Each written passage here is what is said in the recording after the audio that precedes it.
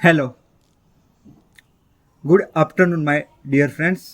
Stock market की ये channel में आपका हार्दिक स्वागत है। आज हम बात करेंगे कौन से 7 स्टेप्स और 7 पॉइंट आपको याद रखने हैं before invest in stock market.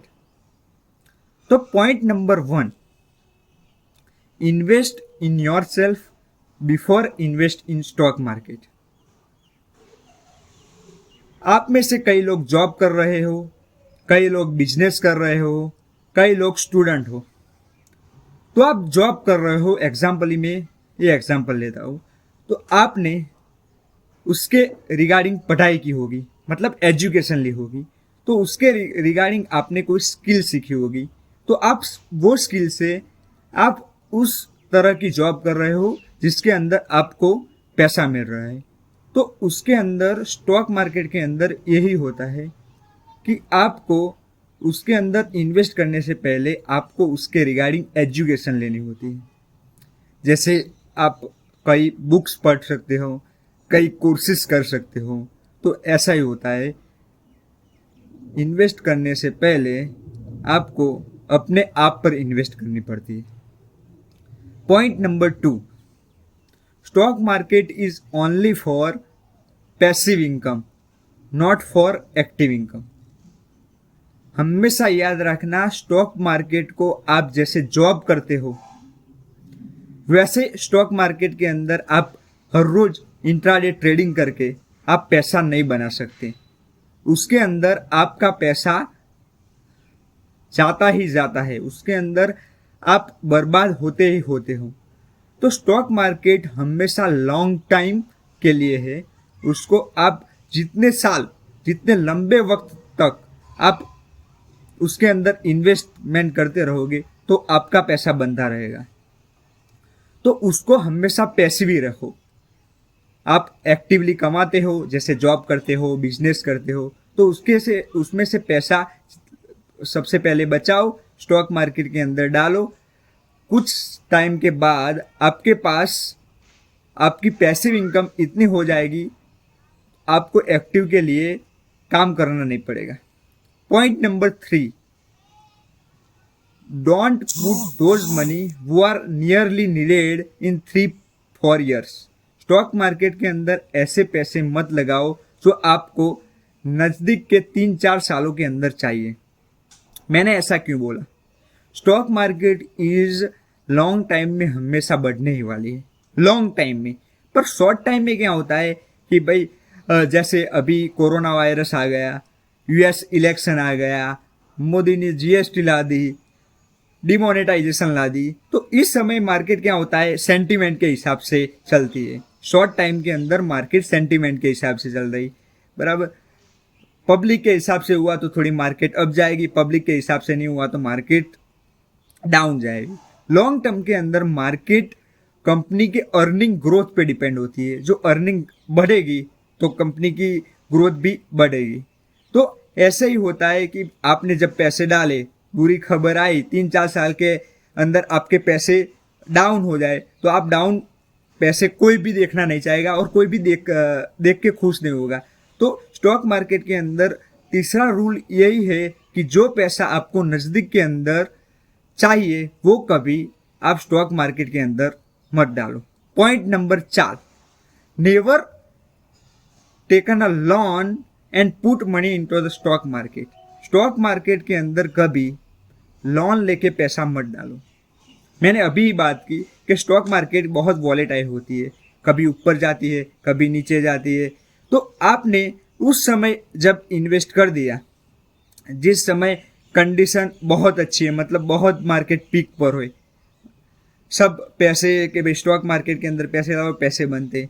पर क्या होता है कि भाई पीक पे हो जाने के बाद मार्केट कभी डाउन पे आती है। तो ऐसे समय पे आपने इन्वेस्ट कर दिया और आपने लोन लिए, तो लोन तो ली है पर उसके लिए आपको इंटरेस्ट बैंक को पे करना पड़ेगा। तो आप मार्केट बहुत ऊपर नीचे हुई, आपका पोर्टफोलियो डाउन हो गया तो आप लोन भी नहीं चुका पाओगे। इसलिए चौथा पॉइंट हमेशा याद रखना कि कभी बैंक में से या कहीं से भी लोन लेके आप स्टॉक मार्केट के अंदर पैसा मत इन्वेस्ट करो। Point number 5, never loss money, कभी अपना पैसा मत कुवाओ। वॉरेन बफेट सर बार बार यही कहते हैं कि कभी अपना पैसा मत घुमाओ, नेवर एवर लॉस मनी। आपने किसी भी स्टॉक के अंदर या इंडेक्स फंड के अंदर या म्यूचुअल फंड के अंदर किसी भी ऐसे इंस्ट्रूमेंट के अंदर आपने इन्वेस्ट कर दिया, आपने इन्वेस्ट किया 100 रुपीज़, तो आपने 100 रुपीज़ इन्वेस्ट किया, एक आध साल बाद देखा आपका पैसा 50 रुपये हो गए, पर आपको पता है कि 50 रुपये कभी आगे बढ़ने वाले नहीं। तो क्या हुआ, तो घर वाले को ये मत बताना कि भाई मेरा 50 रुपये का लॉस हो गया है।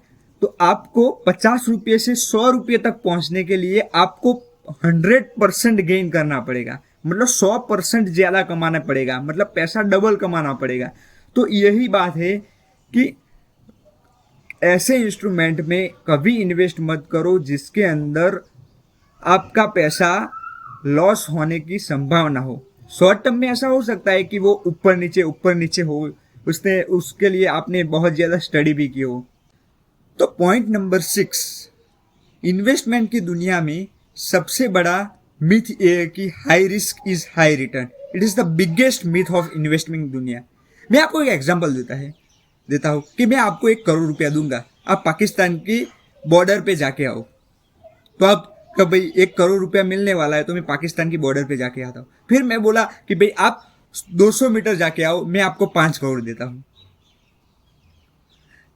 तो आप 200 मीटर भी पाकिस्तान की बॉर्डर के अंदर चले जाके आ गए। फिर मैंने बोला मैं आपको 25 करोड़ रुपये देता हूँ कि आप पाकिस्तान के बॉर्डर के अंदर 400 मीटर जाके आओ। तो आप बार बार पाकिस्तान की बॉर्डर में वैसे आ और जा रहे होगे, तब आप पाकिस्तान की बॉर्डर जो आर्मी है उसके आप रडार में आ जाओगे। तो रडार में क्या होगा, तो आप पकड़े जाओगे तो आप मारे जाओगे। तो उसके अंदर क्या होता है कि भाई कोई भी ऐसा भी इन्वेस्टमेंट मत कर देना कि भाई जिसके अंदर 0 होने का चांस है, चाहे जितना भी रिटर्न मिले। तो रूल नंबर 6 हमेशा याद रखना कि भाई कभी ऐसा इन्वेस्टमेंट मत करना कि जिसके अंदर 0 होने का चांस हो। तो पॉइंट नंबर 7 की बात करते हैं, always away from tip seller, Telegram groups and WhatsApp groups. क्योंकि मैंने क्या बात की कि भाई टिप सेलर क्यों टिप बेचते हैं, उसके उनका भला होता है कि भाई मुझे ट्रैफिक ज्यादा आएगी, मुझे कोई ब्रोकरेज ज्यादा मिलेगी। तो इस तरह से हमेशा इस तरह के ग्रुप से हमेशा दूर रहना। तो मैं दूसरी बार ये 7 पॉइंट्स आपको रिपीट कर देता हूँ। पहला, invest in yourself before invest in stock market. Stock market is only for passive income, not make a active income. Never invest money who are needed in next 3 or 4 years. Fourth one, never taken a loan and put money into the bank. Fifth point, never lost money. Sixth point, high risk is high return is the biggest myth. And seventh number of point, always away from tip seller. I hope आपको ये video में मजा आया होगा।